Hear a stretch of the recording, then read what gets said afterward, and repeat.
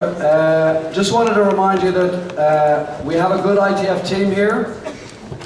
All of us realize that you guys are our guests for the week, so anybody has any problems, anything that's not working for you, you're not happy with, would you let us know? We'll do our best to try to solve it, okay? As I said, you're very welcome here, you're our guests, and we'll try to make sure the week is a very good one for everybody that's here. Okay, it's a pleasure for me to introduce the next speaker. I think you're going to find this topic very, very interesting. And we positioned it at the start of the conference because we thought the topic, where tennis is going, is a very interesting one. Max de Vyder is from Belgium. We all have our problems. He's a very, very experienced tennis coach. He's research and development manager for the LTA. He previously worked with the Belgian Federation. He's been working extensively on developing a talent ID program for the British tennis at 10 and under. And he's working a lot on a player analysis program for their national tennis centre. Max has also been very involved with us, with our Intro to Tennis task force, and been involved in many meetings where we've been working on the Play and Stay campaign, and has also been sitting in on some Coaches Commission meetings. So Max, it's a great pleasure to have you here. I want a big round of applause for Max, who's going to talk about where tennis is going. Max de Vyder. Thanks, Dave. Morning, everybody. So indeed, the presentation is on where tennis is going. It's a bit food for thought to challenge you guys in this coming week to think about tennis, and especially how we analyze our players and how we link this to how we train our players for the future. So first thing we're going to do is look at some video clips from the past. It's always nice as an introduction into a presentation. And everybody knows these players that I'm going to show you. But it's going to be interesting to see how, over time, the game evolves. Secondly, we're going to analyze that a little bit further, and then ultimately, obviously, come up with some recommendations from a coaching point of view for the future. So the first thing, the past. Probably these names ring a bell, McEnroe Connors. So you guys had your coffees now, so I hope you're warm. Throw in a few keywords when you read the names of those two players. It's okay to say something, okay? So you'll have to shout it out because there's like a couple hundred people here. Steel racket, exactly. Thomas with that small racket. Something else? Emotions. Serve and volley. Serve and volley. Lefty, touch. Two lefties, right. Now we get going now. Okay, now I'll have to stop you because now we're going to watch a little bit of a video. Nasty boys. Okay. Right. So.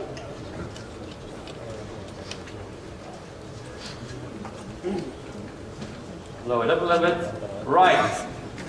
Let's watch tennis.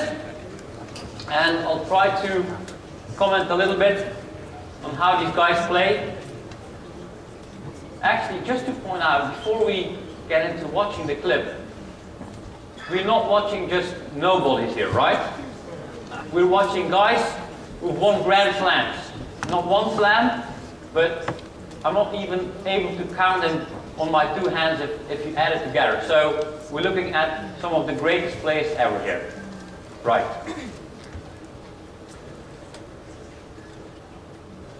So like a normal rally, try to challenge each other, opening up the court. Not really. Kind of through the middle a little bit.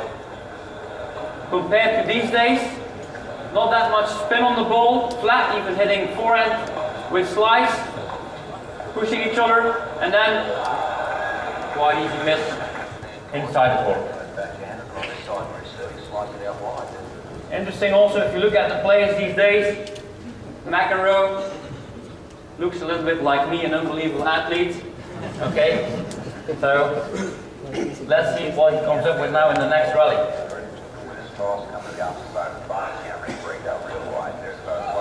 Okay, challenging him, and then a shot that Connors was famous for, two-handed backhand down the line.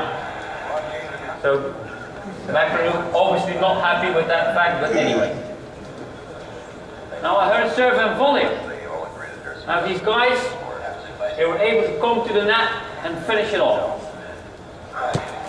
let's look at the decision making here. Playing, okay, oh, behind the baseline, just chipping it. And getting away with that. Unbelievable point. What I'm actually interested in, and we'll look at it again, if you look at this rally, is decision making. He's coming to the net with a shot like that. Okay? Don't think about the finish, that's a great point, that's not relevant here. The point is, he comes up, he just chips it, and he gets away with it. If you do that these days, you'll end up in a coffin rather than winning the point. Right, next point. You guys mentioned serve and volley. Okay? Unfortunately, second serve. So, now he's going to stay back, right? I mean, you're not going to come to the net when you second serve, right? No, but actually, why not? Let's give it a go. Put it in, put it away, back and ooh. I think cross-court passing shot these days, players would be able to hit that with a lot more spin, trying to make the net there and put it away. So, I mean, great plays, but you can already see there are some differences between how they play the game and how they play the game right now. And there was an interesting comment from a gentleman over steel racket. So the rackets, we'll see, actually have an impact on how they play the game. Okay, smaller rackets, steel rackets, wooden rackets. That's why also the title of the slide was the end of the wooden era. Just, I mean, different ages here. Who of you guys have ever played with a wooden racket? Okay, keep your hands up, keep your hands up. Okay, that's fine, great. Me too, by the way, me too. Okay, I know I look young, but I still play with a wooden racket, that's fine. So, keep your hand up if you're still playing with a wooden racket. Okay, so there must be something there, right? Okay. Fine.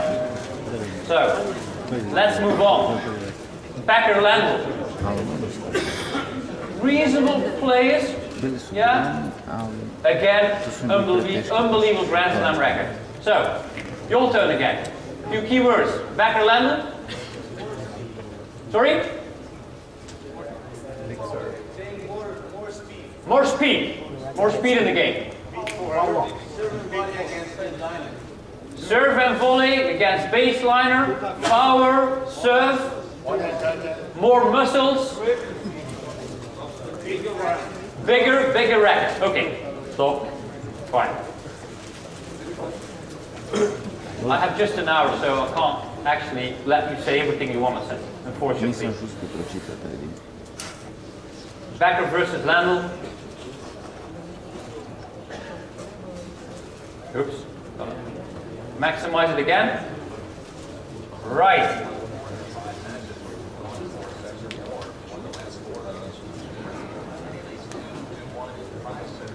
Okay, alright. Serve, let's see. That was the second serve, by the way. These guys are hitting the ball more like topspin backhand. Okay, they shift to the slice backhand there again. Moving each other a little bit more away from the sidelines. Okay, and then you got Becker. By the way, Becker, what's his nickname? Boom Boom. Okay, so Boom Boom is going to come in action. Right, Boom Boom Becker. Down the line. You can see already that players were moving a little bit more to the sidelines of the court. If you compare that to the Macro Commerce rally. Next thing. Okay. Landl's trying to here run around the backhand. Okay, that's also something new. So you guys just said bigger forehand. Well, if you got a bigger forehand, you want to use it. So you're going to cover more with your forehand. Okay, unfortunately, a bit of a sloppy miss, but anyway, that can happen. Serve and volley.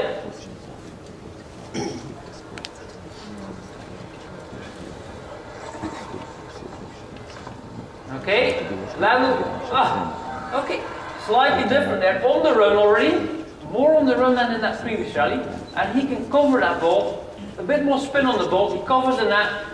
Becker, unbelievable good volley there. He can still win the point there. Great.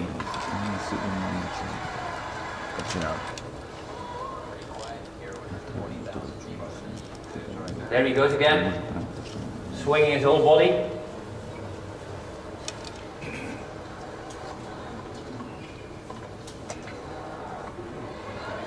Interesting point again. Interesting point. Okay, a few years earlier, I guessed the guys wouldn't have hit the drive volley there. Okay, so there's a bit of a change there in decision making as well. It's taking your chances, opportunities to score to make life difficult for your opponent. Definitely happening there. Right, let's move on. New era. If the presentation wants to continue.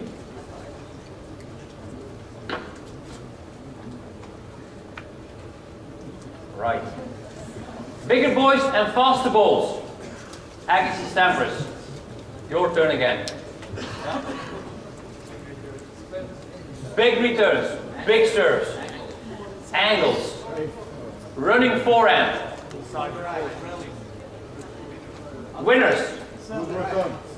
On the rise. Ah, interesting. On the rise. Something else? Sports science. Okay, what do you mean by that?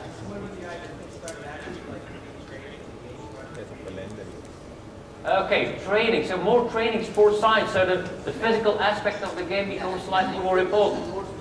Okay, more speed. Okay, interesting. Right.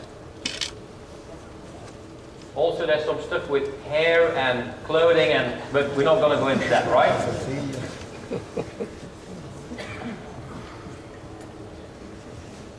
Right. Sampras still looking young there. Quality of the footage already better.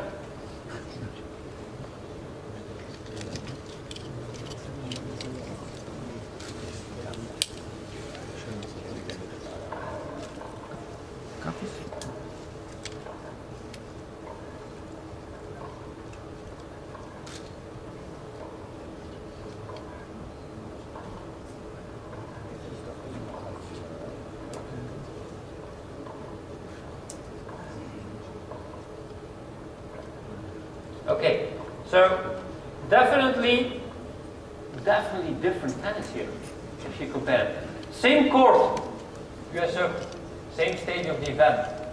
Different guys, different tennis. They're hitting the ball a lot harder. Okay, you can see Agassi trying to own the court there, trying to maneuver Sampras around, obviously going a little bit more for his backhand side because we all know what Sampras can do with his forehand side, but different game of tennis here. Let's finish the point.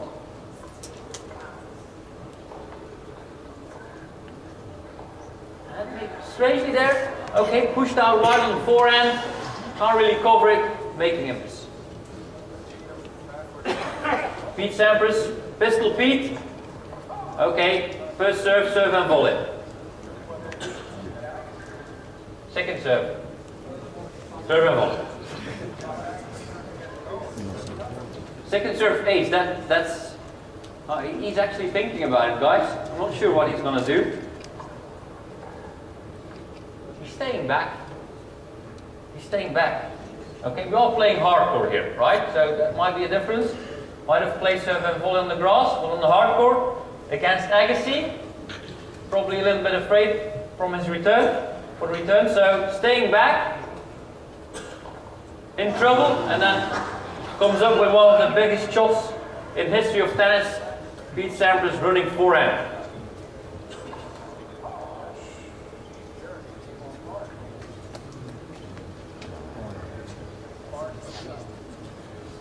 Right, let's see what happens when a player comes to the net. Sampras trying to do a lot with his forehand. A lot more power there with the forehand. Moving Agassi around all of a sudden. Inside out. Coming to the net, unbelievable passing shot from Agassi there. Somebody mentioned serve. Sampras was one of the players who kind of introduced not just the ace, but producing ace and ace and ace, and actually almost winning a match based on very solid service games. And he even finishes it off with an ace, which is a very nice example, of course. So, for me, what stands out in this clip is the pace of the rally. Taking it on the rise, you can really hear and see that the players are moving so much faster and hitting the ball so much harder. Right. So, we move on. Vyder Moya. Okay, I hope everybody knows those names. Your turn again. She's got nothing to say about Vyder Moya. That's a bit surprising. Sorry? Very wealthy. Okay, let's talk about the tennis. Right. More accuracy. Okay. Spin. More spin. Aggressive. Forehand. Variation. Vyder, yeah. Yeah, that's an interesting keyword. Something else? Sorry? Dictating the point, especially on the forehand. Okay. Let's see what they're coming up with.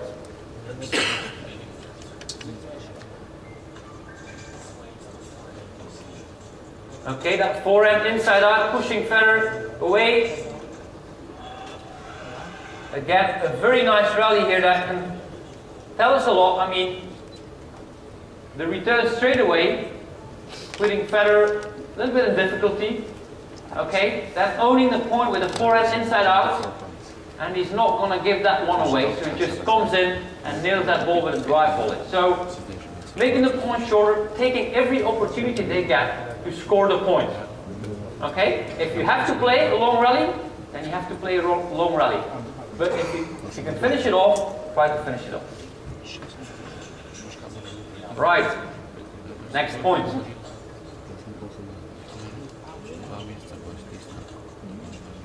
Let's look at the pace of the rally and also try to keep each other behind the baseline. Really unbelievable pace and depth here in that rally. And interestingly enough, Vyder missing similar type of shot. If you remember the Agassi Sampras rally, Vyder missing similar type of shot, but this was a lot further out and the ball was a lot faster. And he still tried to cover it. Okay, so it's not just the offensive skills that are getting better, but also the defensive skills that are getting better. And then obviously Vyder, you have to give him credit for that. An unbelievable forehand there. Okay, after the return, just stepping in and nailing the ball. No chance for Moya whatsoever to defend that one. We're almost there. Okay? Last clip. Vyder Nadal. No weakness. No weakness. No weakness. Forehand. Mental toughness. Forehand. Very high fitness. Heavy topspin. Lot of topspin. Forehand topspin. Even more money in the bank probably by now. Right? More coverage. More court coverage. Sorry, can you repeat that? Clay is the same quality, all types of course. Grass, clay. Okay, so they can deliver it on all surfaces. Okay, so maybe Nadal is the king of clay, that's his nickname, but actually he won the other ones as well. So he can now dominate on the other surfaces as well. Okay. Different strategy. Okay, so this was arguably one of the best matches that you can ever see. And also during the clip I would like to point out, watch the score line. That's also for me an interesting element. You're going to see some great points obviously, but also when do they play this kind of tennis? When it matters. Okay, so they're not going to play great shots just at the start of the match and then hold back when it really matters. No, it's almost the other way around. So, Nadal serving.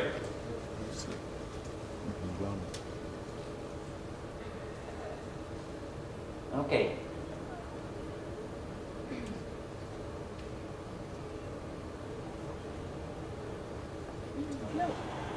So you can see really interesting that, and this is grass court tennis, okay? Grass court tennis. They're moving each other around, they're really hitting the ball so hard from behind the baseline. Nadal still coping with it, trying to get back into the point, but then Federer finishing it off. Next point. And also an interesting comment is, if you look at the court, for those who've been watching Wimbledon finals for the last 30 years probably, if you watch the court, you can see that you got this area here, which is brown. The first day of the championships, unbelievable. Green. The final, unfortunately, more brown. But if you think about it, if I would show you a clip from the Wimbledon final from 15 years ago, those brown spots would definitely be in a different area. You would have these two spots here at the back, where they were serving, okay? And then you would have like a line going that way, and a line going that way, because everybody used to play serve and volley. Okay, so what you do, put the ball in play, you run forward, and then there's a bit of a brown area here, okay, because that's where you play your first volley. And then there was another, that's like a little bump in the court here, because that's where Becker always used to land when he was jumping for his volleys, right? Yeah, now a hole, yeah, not a bump, a hole, sorry.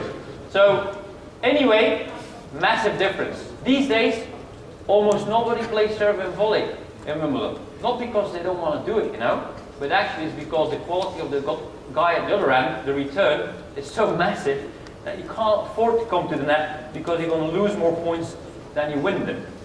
Okay.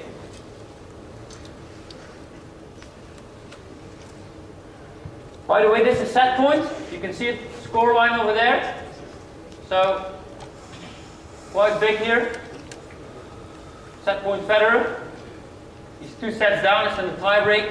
So I think he wants to win this tie break. Right, let's see.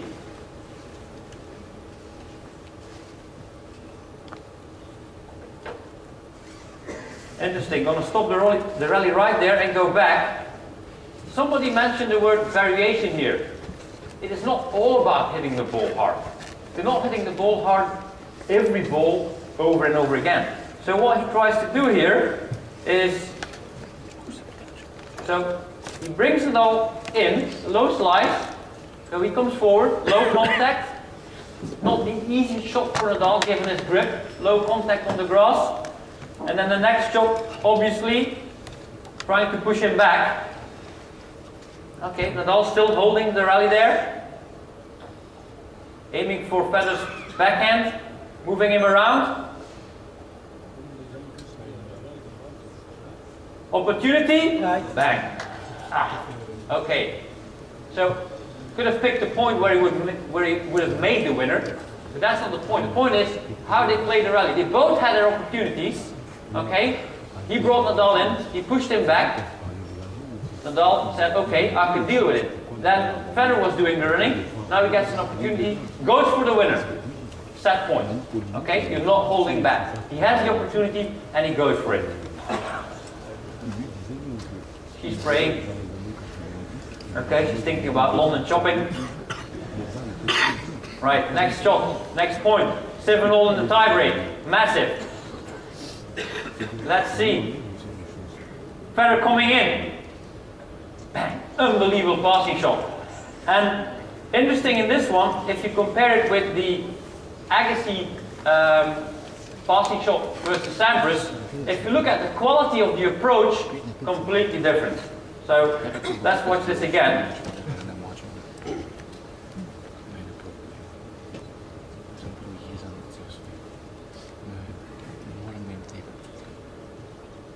Okay, a bit short, coming in. So, luckily we got good cameras in Wimbledon, but you can see that Nadal is a few meters behind the baseline. Okay, and he's still coming up with a shot with so much pace, you can't believe. Whereas Agassi was playing that passing shot almost on the baseline. Right, so he's earning here his championship point. So he's going to win his first championships here.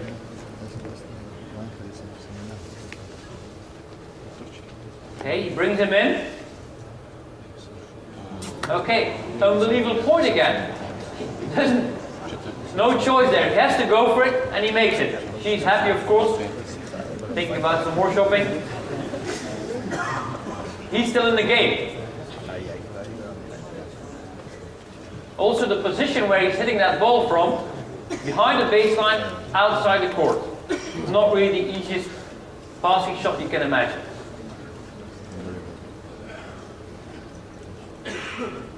Right. Last question for you guys. Second serve.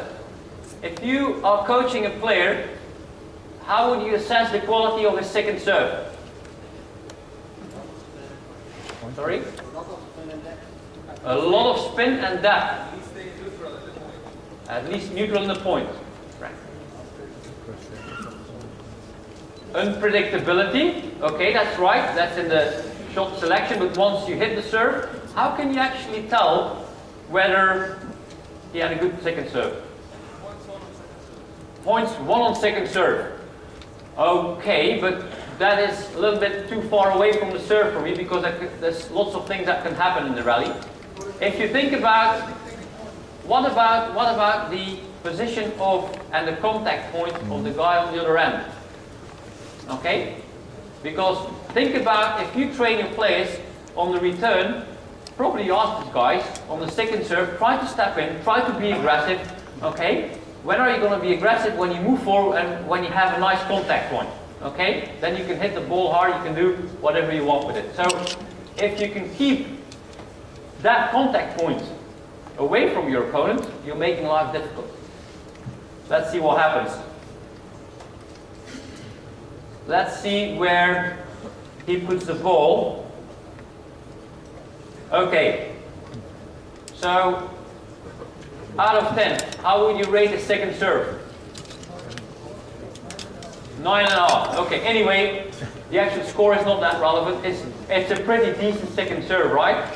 He's pushing him way back. He's pulling out wide. Okay? And Nadal's contact point is not going to be the most comfortable one you can ever have. Anyway, so my theory is completely useless here. Yeah? I'm just giving you guys the wrong theory here because he comes up with an unbelievable return winner here. Okay? So you can imagine what's the quality of the serve that you need in order to stay in the rally. Because if that guy can do that with Federer, he's almost in the stands, by the way. And if you know the Wimbledon center court, that's quite a distance. Okay? So he's pulling out wide, and that's an unbelievable shot.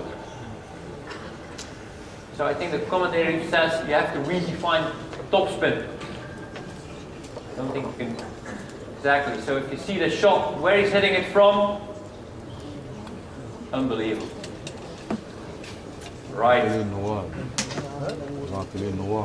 So I hope that you've seen from the McEnroe-Connors era all the way now to the Federer-Nadal era, and I know Djokovic is obviously now even getting on top of these guys. The game has changed so much. They're hitting the ball harder, you can see that. They're having to run a lot faster. The guys look stronger. If you look at Nadal, he looks so much stronger. The game has changed, and now it would be great to know what actually has been changing. So let's analyze this a little bit further. With a few facts, please. With a few facts. I like to work based on facts. So, first of all, I'm surprised that nobody brought this up, but it is one of the things that you often hear when you talk about the plays themselves. Yeah, they've become a lot bigger and taller and serve and okay. If you look at the trend, and this goes back from 1990 until now, so that's 20 years, that's quite a long time I think. This graph shows you the evolution of the average height of players in the top 50 in the world, right? To be honest, it doesn't make any sense to me, this graph, so we clean it up a little bit, and you can see the green one that's running here is the average one. Now, to be honest, if you look at it from a statistical point of view, there's not really a trend here. There's not really a trend that shows us that all the players have become so much taller. So that's not really the most important factor. Right. Nevertheless, serve speed. Every time we went 5 years further down the road, you guys always mentioned serve, serve, serve. And indeed, serve speed has gone up. So even the last 10 years, you can see that serve speed has gone up from, even at the French here, from 205 kilometers per hour, not in miles obviously, all the way up to over 220. And we're looking at not the top 20 ranking there, but the players with the players with the fastest serves. So the ranking based on their serve speed, not on the ATP ranking. So it's not just one guy. It's not one guy that serves a bit harder. Everybody's serving a lot harder. Okay? Interesting would be to think about why the speed at the Australian Open is dropping off a little bit. Might be a tactical reason actually. Maybe slight change in the course surface, slightly slower. Anyway, that might lead us too far. Good. Number of aces. There's clearly a trend here that number of aces are going up. And obviously the Isner-Mahou match played a bit of a role in that exceptional dot here. If these guys played on for a couple more days, the other guys would have been waiting in the quarterfinals. But you can see that clearly number of aces increasing. Number of aces increasing. And if I remember, we tried to do something about it. There was a period where we said, oh no, you know, the game is becoming boring. It's boring to watch tennis. Ace, ace, ace, and big guys. We slow the course down, the ball's maybe a tiny bit slower, but actually, we see more aces than before. So, interesting. Strings. 1999-2009. So, over a period of 10 years, you can see that a lot of players switched from gut to polyester. Any reasons why?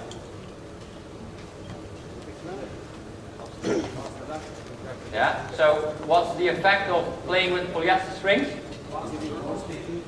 Fast, you can hit the ball harder, but actually, it's not just about hitting the ball harder, you can also put more spin on the ball, and therefore, when you hit the ball harder, you still have the control. Because it's not really difficult to hit the ball harder, you know. You actually have to put it where you want, with an increased speed. So, interesting fact. And then something, obviously, because you can't control the height of the player, you can pick a racket and pick the right strings, but hey, you're not going to change your strings every other day. But from a coaching point of view, what I'm interested in is watching at the facts coming out of the match. And this is your really classical default match stat overview from a match between Nadal and Djokovic, the US Open final. Not this one, but the year before. So, and as coach, we're obviously interested, somebody mentioned it, percentage points won on second serve, percentage point one second serve, return, interesting.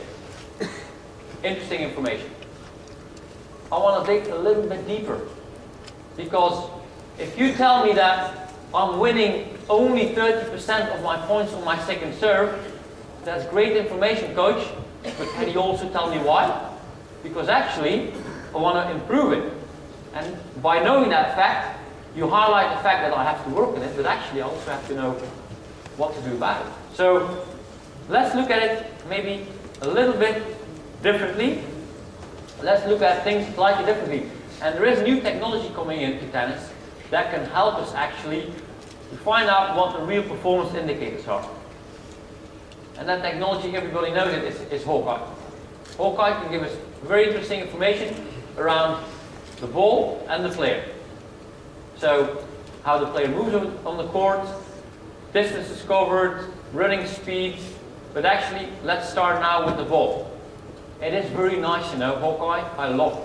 I love it. You're in the stadium, and the player lifts up his racket, the umpire says, challenge, the ball was called in on the far right service line. And the whole team goes, ooh, and they cheer or they boo or whatever because the ball was in or out. Unbelievable. Now, this thing can tell us a lot more than that. From a coaching point of view, it can help us. Now, who won this match, by the way? Nadal won the match. Okay, it was a very good match, but in the end, he was too strong for Djokovic. Right. Let's look at the serve. We know the speed. We know that for a long time because they've been tracking that for ages at the major events, so we know everything about the serve speed, but not really about the accuracy of the serve. Yellow dots, first serve. Red dots, the aces. No wonder that they are a little bit closer to the sidelines of the box.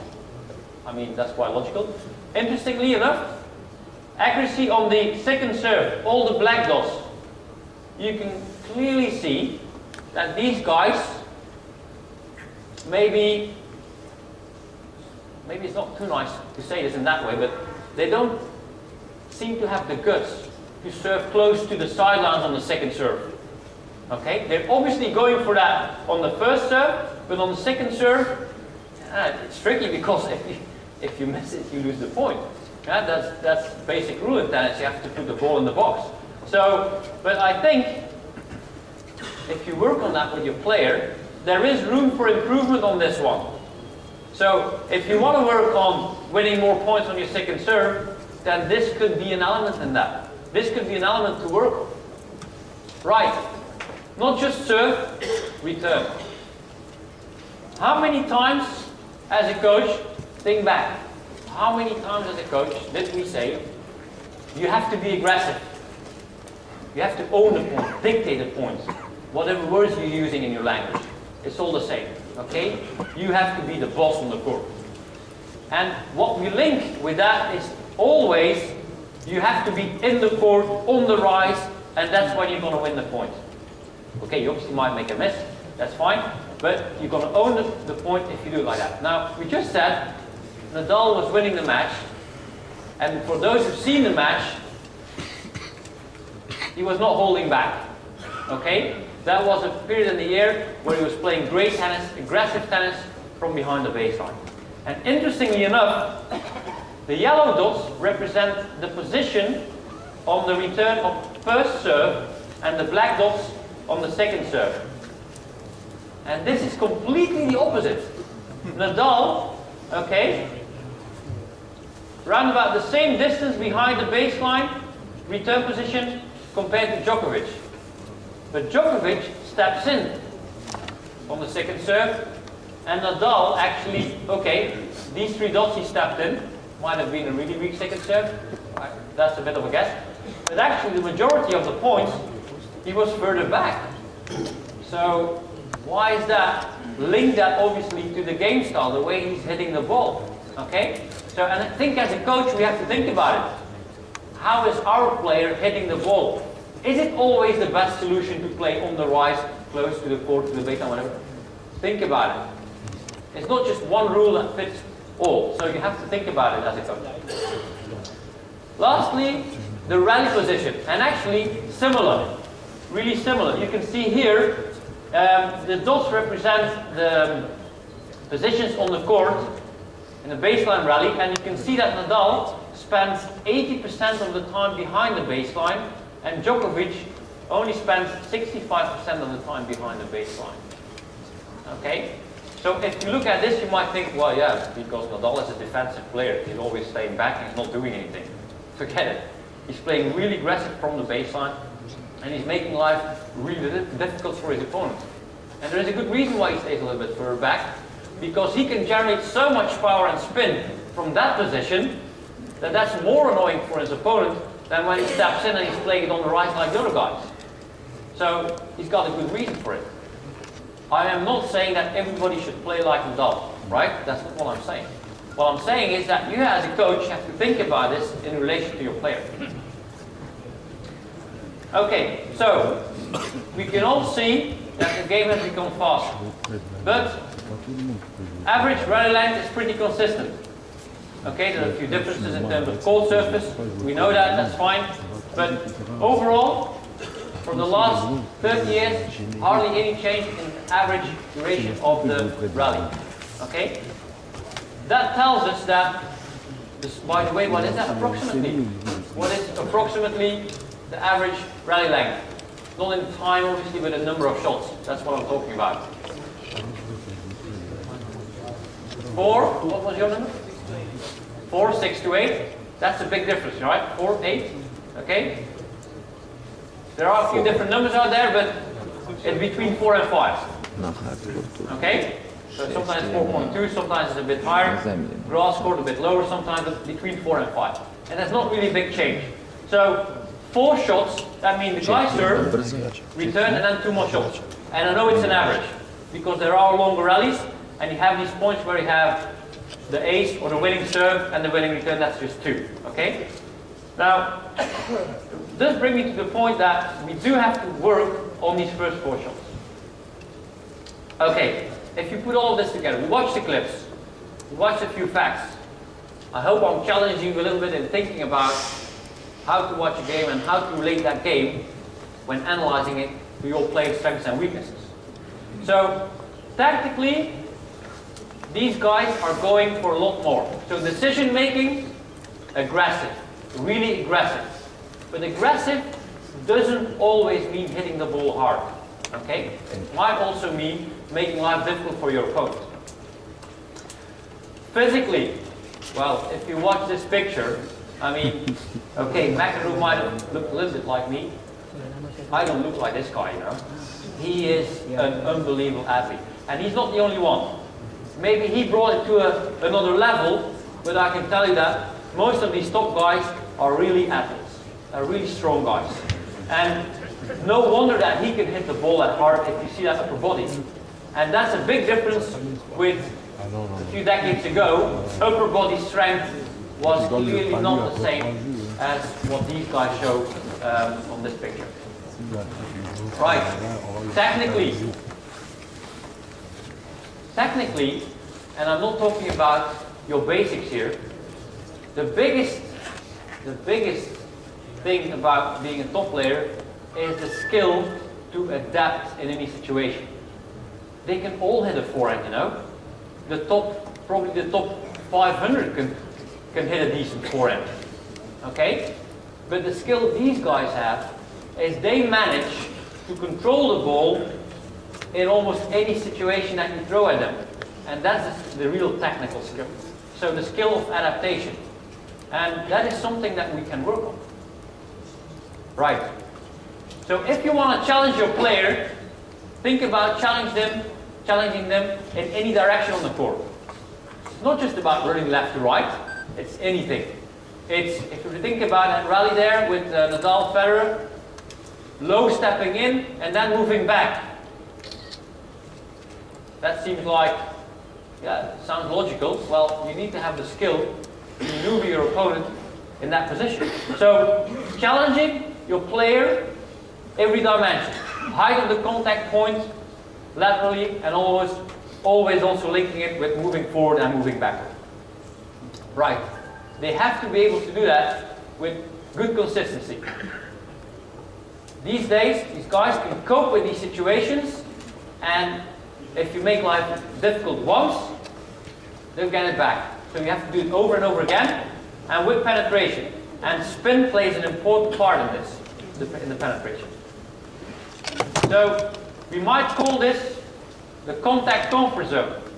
And the contact comfort zone is actually the area on the court, and you can cover as a player, in which, the word is kind of self-explanatory, in which you can still control the ball.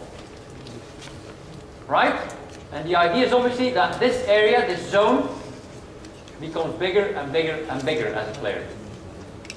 So, let's watch this same clip again, 1 point. from Federer, Nadal.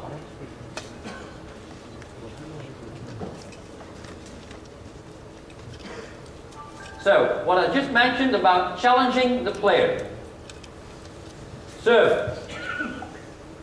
Okay, really trying to move the player around. So, no rallies down the middle of the court. Interesting. Something Nadal really developed at a certain point. People thought, oh, it looks a bit strange when he slices, you know. Well, that doesn't matter. It's damn effective because what he does here, he brings Federer in. So what is he going to do next? Oh, Federer actually comes up with an interesting concept there. He goes down the line. Probably would have expected the cross-court shot there. Next shot, unbelievable shot there. He's pushing him back. And then he's got the touch to finish it off. But obviously, in this rally, the crucial shot is not the touch. A lot of players can do that, step into the court and play a decent drop shot. The interesting one is that when Nadal has challenged himself, because that down the line shot from Federer was quite tricky. But let's watch this one again. So he brings him in. So he's probably expecting a cross court, like a lot of players probably would do, to the Nadal backhand, get back in the rally. He's going down the line. No worries. Picks that one up and pushes him back. And all of a sudden, Federer doesn't have the control anymore. He gets there, he plays the shot, he puts it in the court, but it's just not good enough. And that's why Nadal can finish this one. Right. And then another example, so that was kind of his limit there. That was the limit, he couldn't cope with it anymore.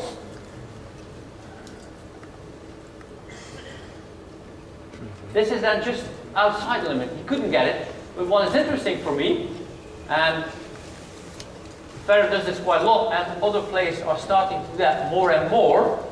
Okay, what kind of shot is he playing? He's playing the squash forehand.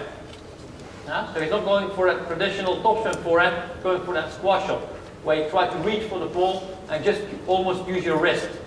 Okay. How many coaches here have practiced this with their players?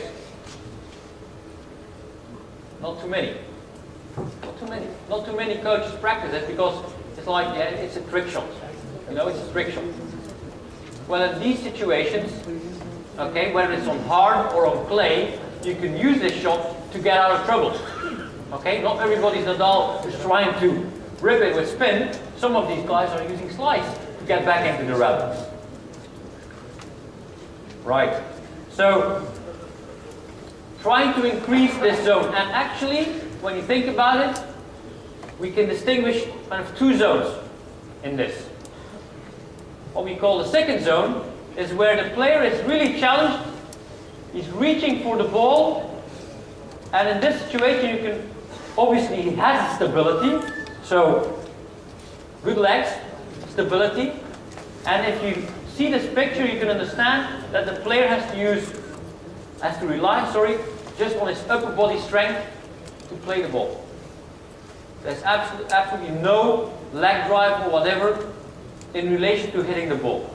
Okay, they're running fast, they're stable, and then they use the upper body.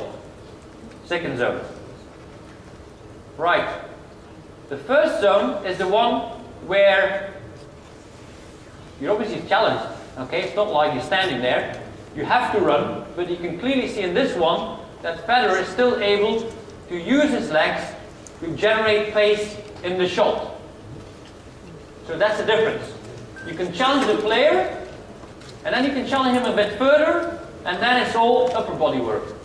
So upper body, hitting just from the upper body, is an important skill in tennis, especially if you have to defend with these guys making the most impossible angles. You're not going to cover that and using your legs to hit the ball. That's impossible. At a certain point, that doesn't happen anymore. So there are clearly these two different zones. We'll come back to this one when you think about the training.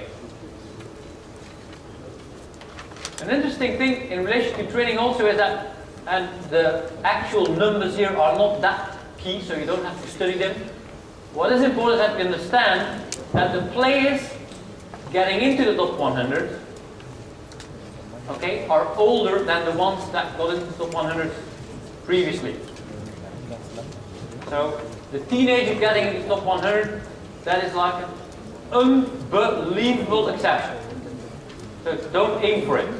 Okay? It might happen, but it is an unbelievable exception. So they are getting older. The players in the top 100, once they're in there, are also older.